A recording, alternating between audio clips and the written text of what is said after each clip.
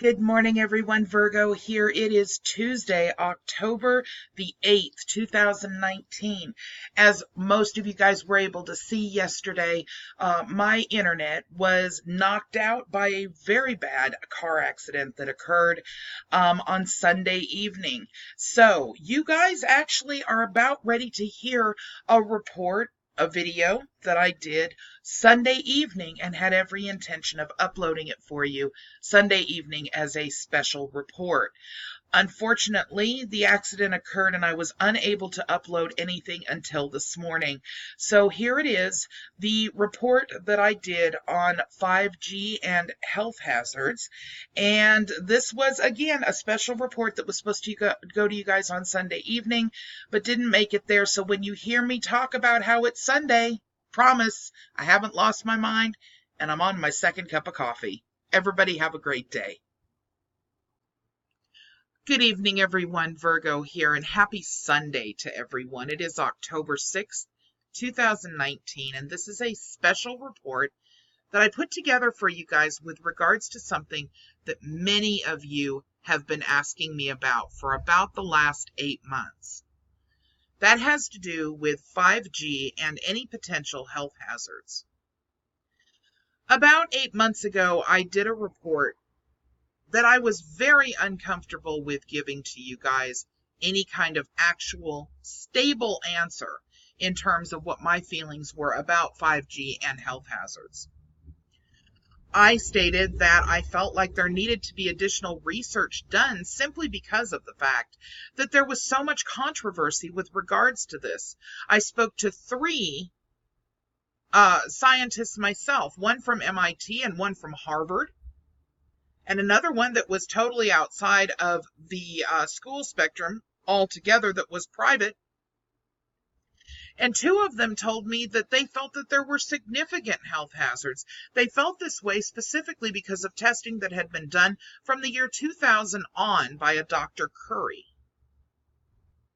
The third person that I spoke to said they didn't feel that there was hardly any health hazards, if any at all, and gave me some specific reasons as to why they felt that way. But because of the fact that I was uncomfortable, I told you guys exactly what I felt needed to be said, which was 5G health hazards needs more investigation before there is an actual conclusion. That was what the responsible thing for me to do was, in my opinion. Now, I got a lot of whiplash back. Okay, I got a lot of it. I got a lot of people that were very angry. Do you know who you're aligning yourself with? You're talking like a conspiracy channel. I had other people saying, oh my gosh, I can't even believe it. Virgo's going to talk about a conspiracy. For those of you that don't know already, and I think many of you know me much better now than you did 8 months ago, I'm never going to tell you anything that I am not comfortable with myself. And if I make a mistake, I will always admit to that mistake. I will always report that mistake. In this case, there wasn't a mistake that was made. In this case, I spoke to three separate scientists, and in each instance, I was uncomfortable with the answers that I got from both sides. Therefore, I made the only conclusion that I could, which was that more testing needed to be done and more investigation needed to be done. And in that time frame, from that February report until today, more testing has been done and more information has come forward. And I found a report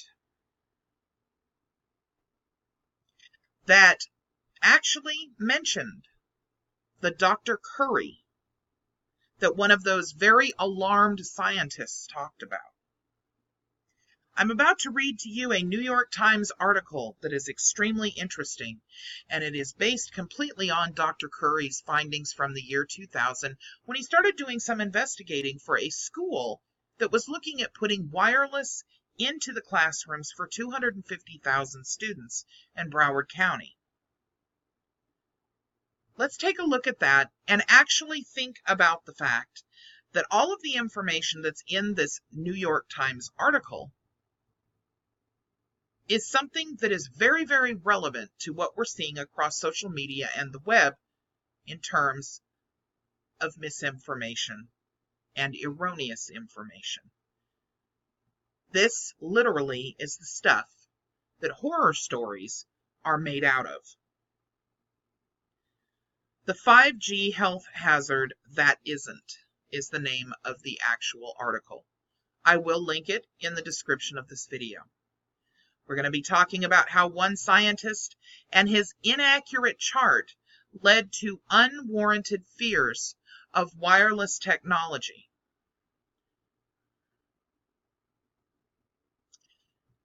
In 2000, the Broward County Public Schools in Florida received an alarming report. Like many affluent school districts at the time, Broward was considering laptops and wireless networks for its classrooms and 250,000 students. Were there any health risks to worry about? The district asked Bill P. Curry, a physicist, to study the matter. The technology, he reported back, was likely to be a serious health risk, according to his statements. He summarized his most troubling evidence in a large graph that was labeled, quote, microwave absorption in brain tissue, gray matter, end quote. The chart showed the dose of radiation received by the brain as rising from left to right with the increasing frequency of the wireless signal. The slope was gentle at first, but when the line reached the wireless frequencies associated with computer networking, it shot straight up, indicating a dangerous level of exposure. Quote, this graph shows why I'm concerned, Dr. Murray wrote. The body of his report detailed how the radio waves could sow brain cancer, a terrifying disease that does kill most of its victims. Over the years, Dr. Curry's warning spread far, resonating with educators, consumers, and entire cities as the frequencies of cell phones, cell towers, and wireless local networks rose. To no small degree, the blossoming anxiety over the professed health risks of 5G technology can be traced to a single scientist and one single chart.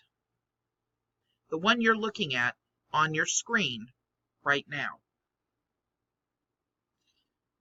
This chart is a year 2000 graph that was done by physicist Bill P. Curry, purported to show that tissue damage increases with the rising frequency of radio waves, but it failed to account for the shielding effect of human skin.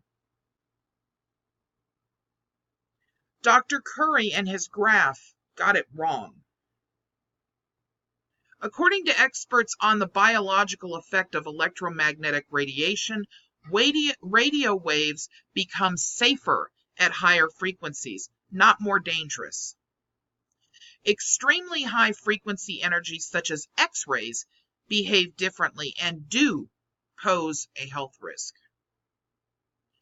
In his research, Dr. Curry looked at studies on how radio waves affect tissues isolated inside of a lab and misinterpreted the results as applying to cells deep inside the human body. His analysis failed to recognize the protective effect of human skin. At higher radio frequencies, the skin acts as a barrier, shielding the internal organs, including the brain, from exposure. Human skin blocks the even higher frequencies of sunlight, for example. It doesn't penetrate, said Christopher M. Collins, a professor of radiology at New York University who studies the effect of high-frequency electromagnetic waves on human beings. Dr. Curry's graph, he added, failed to take into account the shielding effect.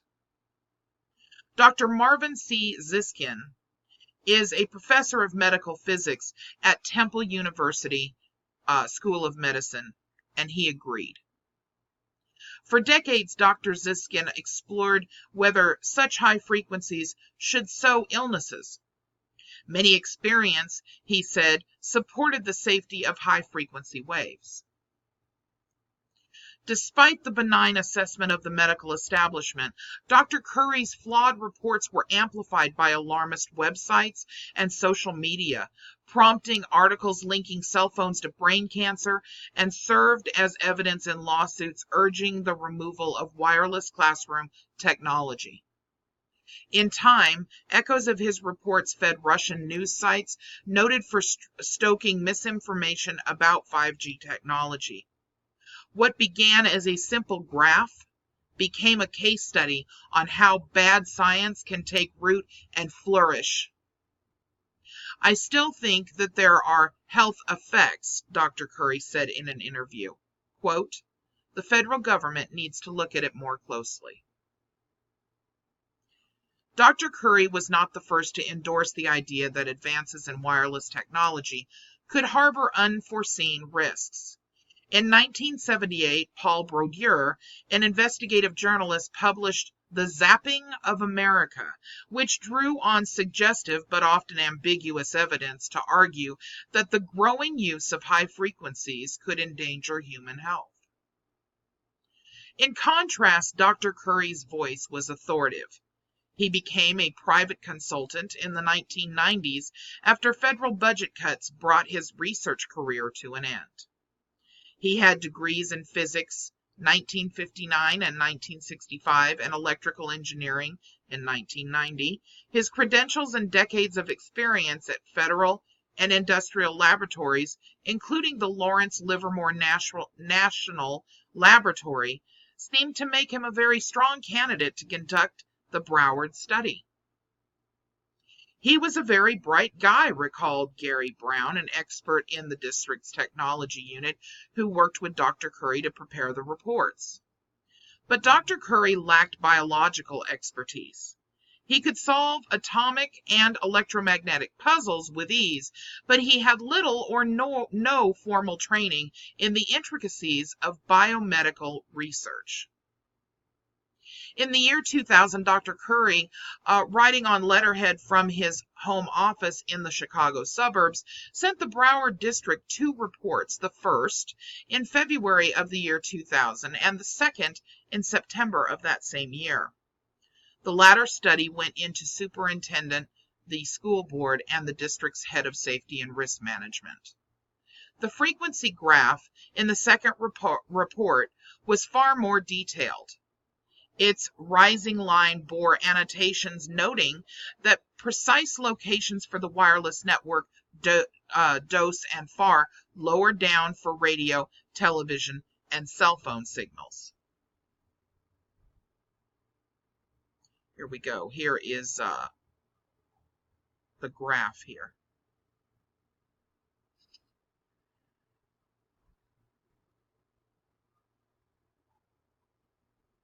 Overall, Dr. Curry's report cast the emerging topic as crucial for public health. He warned that children were especially vulnerable to the cancer risk of wireless technology. Their brains are developing, he noted in his first report. Dr. Curry belonged to a national group of wireless critics, and his 2 reports for the Broward District soon began to circulate widely amongst industry foes. One reached Dr. David O. Carpenter, who for decades had clashed with the science establishment on the health risks of radio waves. Dr. Carpenter's credentials were impressive. He graduated magna cum laude from Harvard in '59 and cum laude from his medical school in '64. From '85 to '97, he served as Dean of the School of Public Health at the State University of New York in Albany, and in 2001 became director of the Institute for Health and the Environment, where he still works today. His resume lists hundreds of journal reports, jobs, grants, awards, advisory boards, books, and legal declarations. Dr. Carpenter stirred global controversy in the 1980s by asserting that high-voltage power lines could cause leukemia in nearby children. He appeared as an authority on Mr. Brodier's '89 book, Currents of Death, but federal researchers failed to find solid evidence to support any of the warnings. In late 2001, Dr. Carpenter introduced Dr. Curry's graph in a lawsuit that sought to force the Portland, Oregon public schools to abandon their wireless computer networks. The suit had been filed by a very worried parent. As an expert witness, Dr. Carpenter said in a legal declaration on December 20th, 2011, that the graph showed how the brain's absorption of radio wave energy increases exponentially as wireless frequencies rise, calling it evidence of grave student danger. The graph illustrates the problem with the drive of the wireless industry towards even higher frequencies, he said. In response to such arguments, the industry noted that it obeys government safety rules. The judge in the Portland case said the court had no jurisdiction over federal regulatory matters and ended up having to dismiss the lawsuit. Despite the setback, Dr. Carpenter's 2011 declaration, which included Dr. Curry's graph, kept drawing attention, and in 2012, he introduced it as part of his testimony to a Michigan State Board assessing wireless dangers, and it soon began circulating online among wireless critics. And he saw a new danger between 2010 and 2012. The frequencies of the newest generation of cell phones, 4G, rose past those typical of the day's wireless networks. Dr. Carpenter now had a much larger and seemingly more urgent target, especially since cell phones were often held snugly against the head. Quote, "There are now much more evidence of risks to health affecting billions of people," he said. In introduction was a 1,400-page report on wireless dangers that he edited with an aide. The status quo is not acceptable.